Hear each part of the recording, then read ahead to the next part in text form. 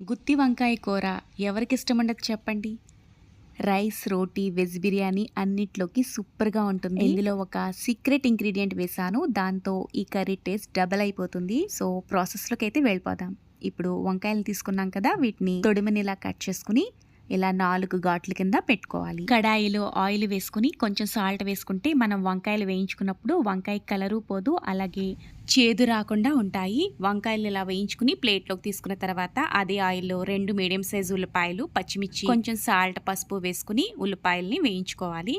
ఉల్లిపాయలు వేగేలోగా మిక్సీ జార్లోకి వేయించుకున్న పల్లీలు, ధనియాలు, అల్లం ముక్క, వెల్లుల్లి, కొబ్బరి తురుము, నువ్వుపప్పు వేసుకుని మెత్తగా మిక్సీ పట్టుకుని వేయించుకున్న ఉల్లిపాయల్లో వేసుకుని కారం, గరం మసాలా వేసుకుని 1-2 నిమిషాల పాటు వీటిని బాగా వేయించుకుని నీళ్లు వేసుకుని ఇందులోకి వేయించుకున్న వంకాయ ముక్కలు వేసుకుని 5-6 నిమిషాలు బాగా ఉడికించుకోవాలి. లాస్ట్లో మన సీక్రెట్ ఇంగ్రీడియంట్ కప్పు చికెన్ పాలను వేసుకుని కూర దగ్గర పడే వరకు ఉడికించుకుని స్టవ్ ఆఫ్ చేసేసుకుంటే